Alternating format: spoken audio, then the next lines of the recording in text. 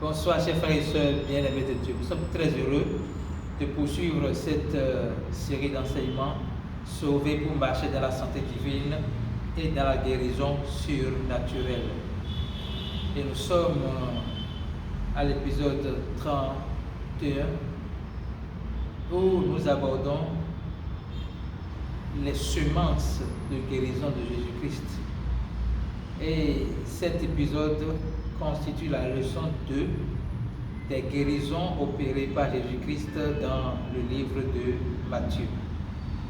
Et dans le récent épisode, nous avons exploré, expliqué les différentes guérisons opérées par Jésus-Christ dans le livre de Matthieu depuis le premier chapitre jusqu'au 8e chapitre. Aujourd'hui, nous allons commencer par le 9e chapitre et je vais directement vous faire savoir que nous avons défini la guérison de Dieu comme étant un don que Dieu nous a donné sur la base de son amour pour nous, manifesté dans la mort de Jésus-Christ pour nos péchés, son ensevelissement, sa résurrection pour notre justification.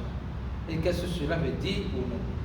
Que Jésus a déjà pourvu à la guérison avant même que nous sentions le besoin de guérison.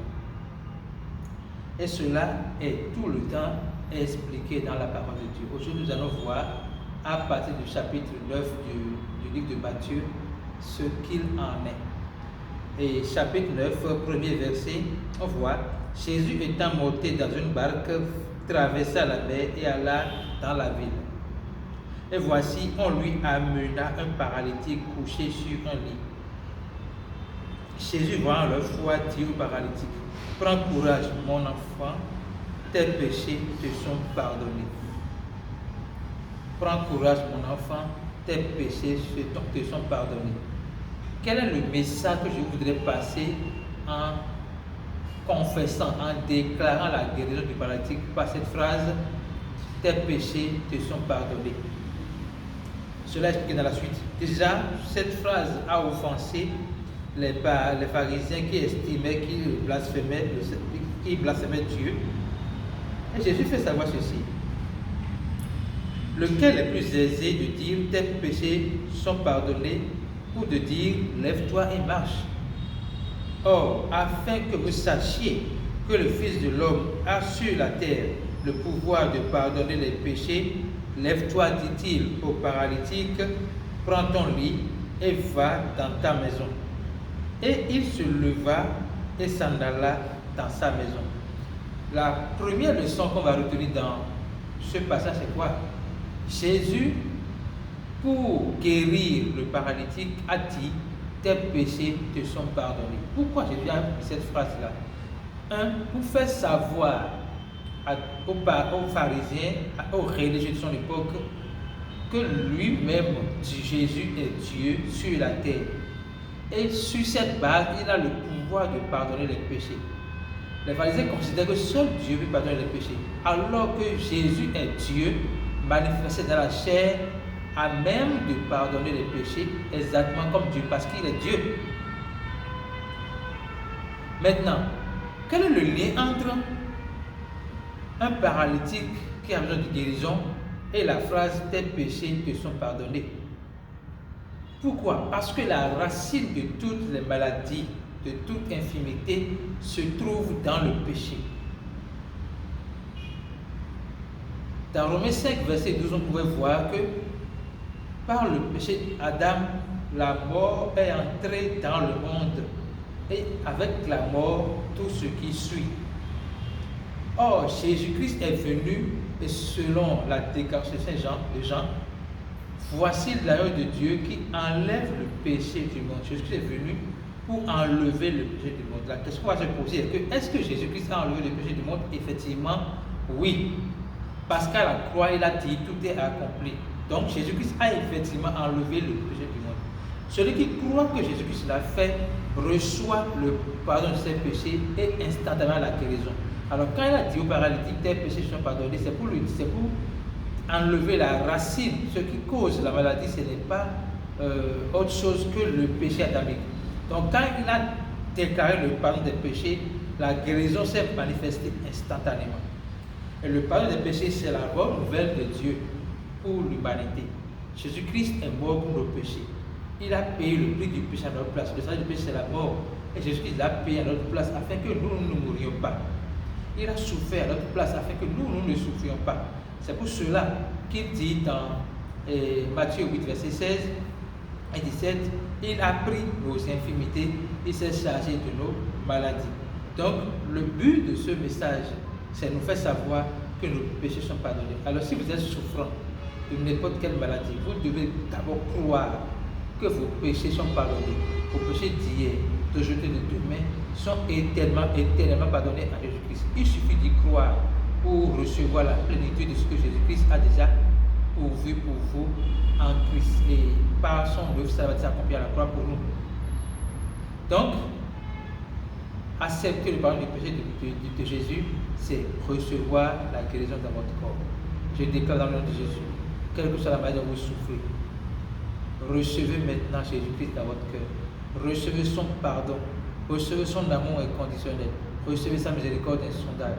Et jouissez de la guérison qu'il a pourvue par sa bénédiction.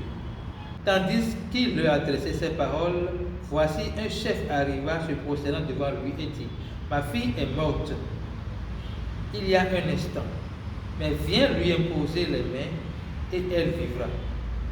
Jésus se leva et le suivit avec ses disciples.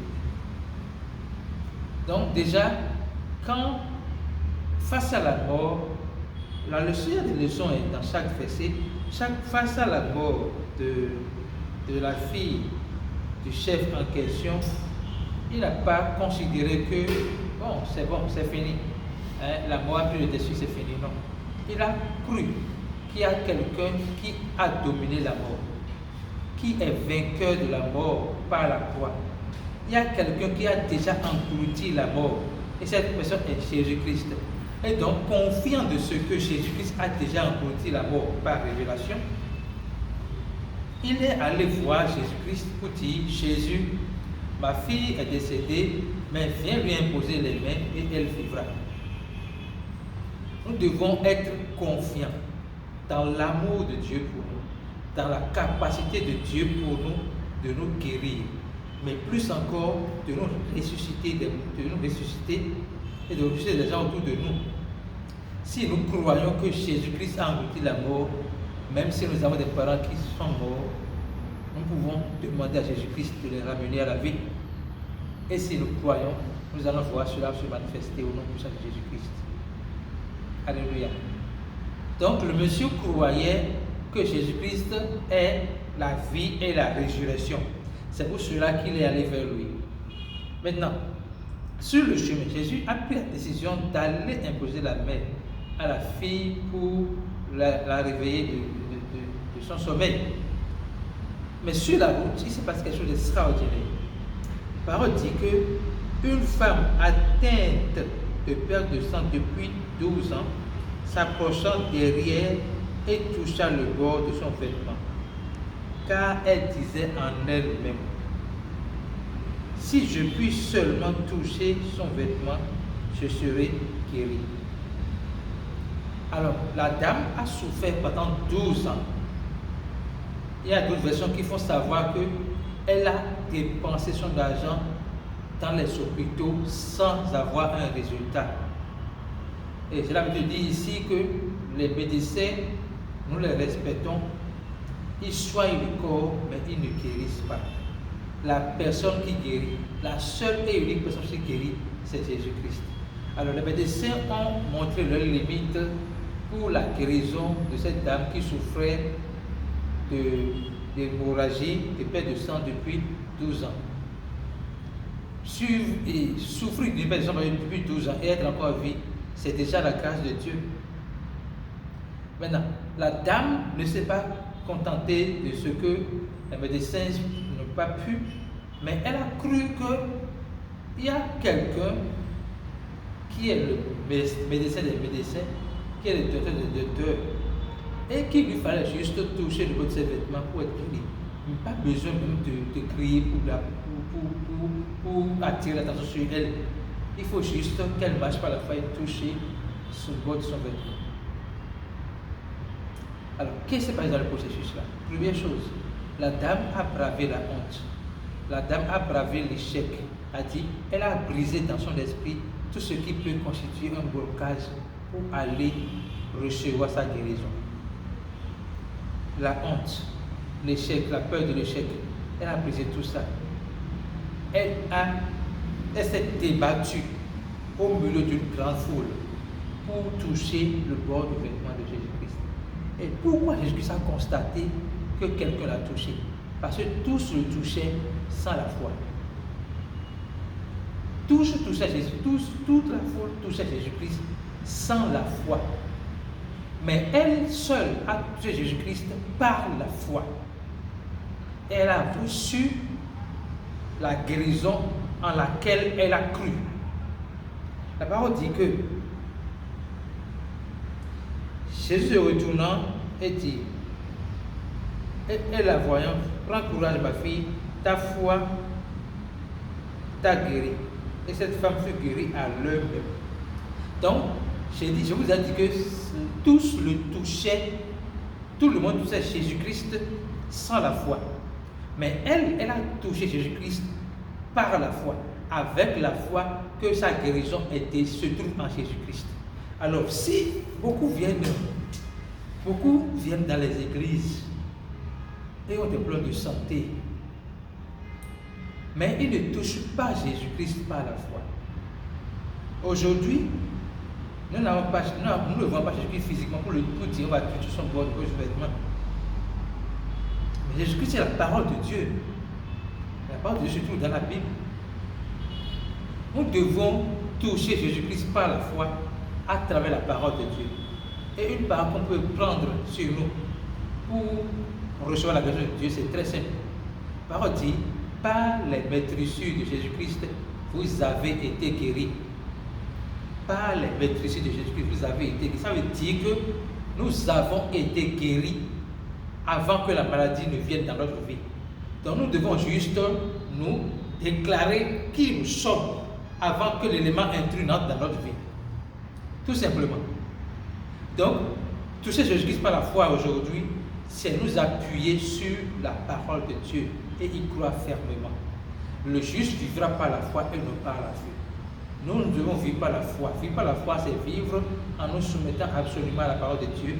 Vivre par l'Esprit en nous appartenant totalement à la grâce de Dieu. Donc, la dame a reçu sa guérison par la foi. Jésus dit, ta foi t'a sauvé. Ta foi t'a guéri. Et à cette heure même, la femme fut guérie. Maintenant, Jésus faisait quoi? Jésus allait pour réveiller la fille d'un chef qui s'était endormi. Il n'avait pas fait le programme de guérir la dame qui souffrait de perte de sang depuis 12 ans. Mais la dame a reçu sa guérison pendant qu'il est en chemin. Qu'est-ce que cela veut dire? Que ce n'est pas Jésus qui décide si vous voulez être guéri ou pas. Jésus a pourvu la guérison. C'est à vous de vous déployer pour recevoir cette guérison par la foi. La guérison est déjà pourvue. Le repas est servi. C'est à vous de venir à la table et manger. C'est aussi simple que ça. C'est à vous de venir à la table et manger. C'est à vous de reconnaître que le plat est servi, la guérison est déjà là, et la recevoir par la foi. Maintenant, Jésus devrait aller réveiller la fille du chef. On dit, lorsqu'il fut arrivé dans la maison du chef, il vit des joueurs de flûte et la foule bruyante. Il leur dit, retirez-vous, car la jeune fille n'est pas morte, mais elle dort. Il se moquait de lui. Vous devez comprendre le langage de Jésus-Christ. Jésus-Christ ne confesse jamais, au grand jamais, ce que le diable veut qu'on confesse. Quand nous sentons des maladies dans le corps, c'est facile pour nous de dire « je suis malade ». Mais Jésus n'a jamais confessé « je suis malade ». Il a toujours confessé « je suis guéri ». Quand tout le monde disait « la fille est morte », lui il a dit « elle n'est pas morte, elle dort ». Donc Jésus n'a pas confessé, attesté ce que le diable veut qu'on atteste et qui semble être une réalité mais qui est un mensonge. Et donc Jésus, renversant d'abord les paradigmes mentaux sur la question de la mort, se refusant d'attester une réalité corruptible, qui peut être corrompue par la nature incorruptible de Dieu, Jésus confesse plutôt la nature de Dieu. La parole dit, Jésus dit, la jeune fille n'est pas morte, elle dort. Tous se moquaient de lui. Quand la foule eut été renvoyée, il prit la main de la fille et la fille se leva. Il a juste pris sa main et la fille s'est levée, exactement comme quelqu'un qui dort. Oh Seigneur, Jésus est le même hier, aujourd'hui et éternellement. Et j'ai la foi que Jésus-Christ, qui a réveillé cette fille, peut réveiller votre enfant qui est parti, peut réveiller votre frère qui est parti, peut réveiller votre mère, votre père qui est parti trop tôt. Rappelez-les et demandez à ce qu'ils vous accordent un moment pour les appeler du nom de Jésus-Christ. Ne vous fiez pas à vous. Ce n'est pas votre travail, c'est le travail de Dieu. C'est le travail de Jésus-Christ. Déclarez au nom de Jésus-Christ, lève-toi, reviens de ton sommeil. Jésus t'appelle, reviens de ton sommeil au nom puissant de Jésus-Christ. Et vous allez voir, la femme va se réveiller, votre père va se réveiller, votre mère va se réveiller. Parce que Jésus-Christ est le même hier, aujourd'hui, éternellement. Et il peut le faire si nous lui demandons de le faire, si nous avons confiance en lui pour le faire. On va évoluer. Et partant de là, Jésus fut suivi par 2 aveugles qui criaient, « Aie pitié de nous, fils de David. » Lorsqu'il fut arrivé à la maison, les aveugles s'approchèrent de lui et Jésus leur dit, « Croyez-vous que je puisse faire cela ?» Oui, lui répondit. Donc, les aveugles qui criaient à Jésus, qui criaient pour demander à Jésus-Christ d'avoir compassion d'eux, croyaient à l'avance que Jésus peut ouvrir leurs yeux. Ça veut dire quoi? Ils n'ont pas donné caution à ce que leur dites les circonstances. Ils n'ont pas donné caution à ce que les circonstances disent, non, tu es aveugle pour toujours. Non, tu es né aveugle, tu ne peux pas voir, tu pourras jamais voir. Ils n'ont pas donné caution à ça. Ils ont cru en la possibilité de voir à nouveau. Ils ont cru à l'impossible au regard des hommes pour entrer dans l'infinie possibilité de Dieu. Donc quand ils ont dit, Jésus dit, croyez-vous que tu peux faire cela? Il dit oui. Alors Jésus, il le toucha les yeux, disant, qu'il vous soit fait selon votre foi. Et leurs yeux s'ouvrirent. Jésus fit cette recommandation sévère. Prenez garde que personne ne le sache. Mais dès qu'ils furent sortis, ils répandirent et ça remet dans tout le pays. C'est quand même paradoxal. Quand Jésus guérit les gens, il dit aux gens, ne le faites pas savoir. Et c'est une grande leçon pour nous qui sommes aujourd'hui des croyants conscients de ce que nous avons une mission sur la terre. Quand Dieu guérit les gens par nous-mêmes, nous avons envie d'être célébrés. Nous avons envie, et c'est humain, d'être célébrés.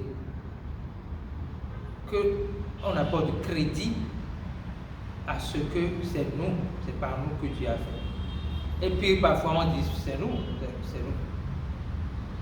Jésus aime s'effacer dans sa puissance. Et c'est dans l'effacement qu'il conquiert le monde. Comme il s'en allait, on amena à Jésus un démoniaque muet. Le démon ayant été chassé, le muet par là. La foule étonnée disait, jamais de pareilles choses ne s'est vu en Israël. Vous voyez, ceux qui sont muets et sourds, on voit clairement ici que c'est un démon qui les rend muets et sourds. C'est-à-dire que ce n'est pas naturel. Et Jésus nous a donné le pouvoir de chasser les démons. Jésus nous a donné le pouvoir de chasser les démons. C'est pour cela que je voudrais que vous joigniez à moi, ou partout où vous êtes dans le monde. Si vous avez un sauveur à côté de vous, déclarez au nom de Jésus, esprit sourd et muet, quitte son corps maintenant, au nom puissant de Jésus-Christ. Ne répétez pas ça plusieurs fois, non. Fixez le regard sur la personne et commandez au démon de quitter son corps et passer à autre chose. Vous allez voir que la personne va parler. Au nom puissant de Jésus-Christ. Amen. Jésus parcourait toutes les villes et les villages, enseignant dans la synagogue, prêchant la bonne nouvelle du royaume et guérissant toute maladie et toute infirmité. On voit que le cœur de Dieu, c'est non seulement d'annoncer la bonne nouvelle, de prêcher la bonne nouvelle, d'enseigner la bonne nouvelle, mais également d'offrir la possibilité aux gens de croire en cette bonne nouvelle et d'être guéris. Jésus ne se contentait pas seulement d'offrir la possibilité aux gens d'avoir le salut. Son cœur également est que les gens puissent bénéficier du salut, notamment à travers leur guérison. Merci Jésus-Christ pour ton amour inconditionnel pour nous. Nous sommes maintenant dans Matthieu 10.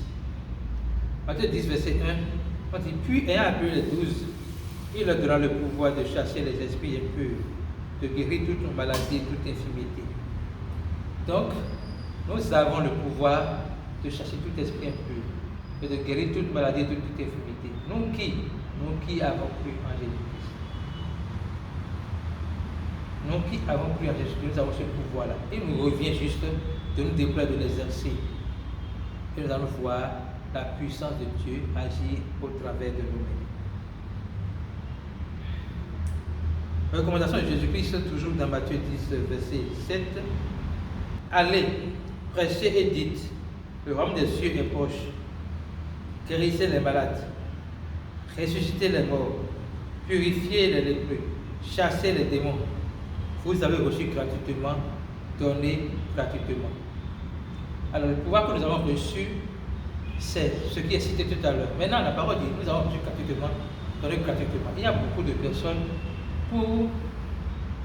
et je ne fais aucun jugement, je ne fais que des constats, pour prier pour des gens, ils demandent de l'argent. Alors que non seulement vous-même avez reçu la guérison gratuitement, et le don de guérison, on appelle, c'est le don, je ne voulais pas acheter le don de guérison. Vous avez reçu gratuitement le don de guérison. Le don de guérison qui est parmi tous les dons du Saint-Esprit est également un don. Et Dieu dit, vous avez reçu gratuitement, donnez gratuitement. Ça veut dire que nous n'avons rien à prendre chez ceux qui ont pris. Parce que nous avons reçu gratuitement et nous devons faire les donner le bon exemple et donner gratuitement. Alléluia. Maintenant, nous sommes dans Matthieu 11. Au niveau du verset 2, on lit ceci. Jean a entendu parler Jean a entendu parler dans sa prison des œuvres de Christ. Lui fit dire par ses disciples, es-tu celui qui doit venir ou devons-nous en attendre un autre? Jésus leur répondit, allez rapporter à Jean ce que vous entendez et voyez. Voyez bien l'ordre. Allez raconter à Jean ce que vous entendez et voyez. Les aveugles voient, les sourds entendent. les boiteux marchent, les lépreux sont purifiés, les morts ressuscitent, et la bonne nouvelle est annoncée aux pauvres. Au départ, il disait, rapportez à Jean ce que vous entendez et voyez. Donc ce que nous entendons, c'est avant tout la bonne nouvelle de Jésus-Christ. La bonne nouvelle du pardon de ses péchés, de ce qu'il est mort pour nos péchés, qu'il a été enseveli des péchés, des morts pour nos justifications. C'est cette bonne nouvelle que Dieu donne en priorité. Et cela étant fait, il dit, allez rapporter à Jean ce que vous entendez voir. Et qu'est-ce qu'il voit? Il voit que les aveugles voient, les sourds entendent, les boiteux marchent, les lépreux sont purifiés, les morts ressuscitent. Et la bonne nouvelle est annoncée aux pauvres. Donc c'est le mandat de Jésus-Christ, le salut, plus la justesse du salut.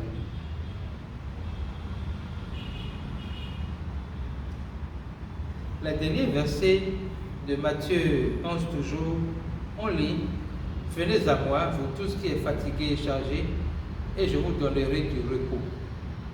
Prenez mon joug sur vous, recevez mes instructions, car je suis doux et humble de cœur, et vous trouverez du repos pour vos âmes. » Jésus dit, venez à moi, vous qui êtes fatigués et chargés. C'est qu'il parle, c'est une métaphore. Il ne parle pas de gens qui ont des fardeaux physiques sur le dos, non.